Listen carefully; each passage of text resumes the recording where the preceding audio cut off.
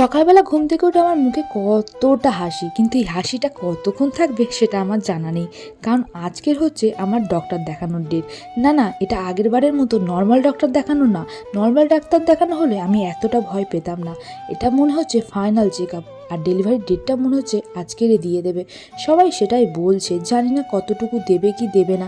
আমার মনে খুব ভয় লাগছে যে আজকে যদি ডেলিভারিটা ডেট দিয়ে দেয় তাহলে তো দিন আর বেশি নেই। তোমাদের তো আগেই জানিয়েছি যে আমরা অনেক গরিব মানুষ, আমাদের মতো মানুষের প্রাইভেট ডাক্তার দেখানোর ক্ষমতা নেই। কিন্তু প্রাইভেট ডাক্তার দেখাবো না বললেই কি সেটা সম্ভব? সেটা সম্ভব হলো না।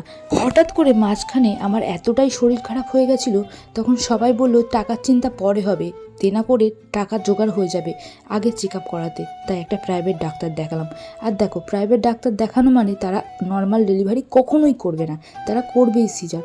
তাই আমার মনে হচ্ছে আজকেই ডেলিভারির ডেট দিয়ে দেবে। সবাই সেটাই বলছে।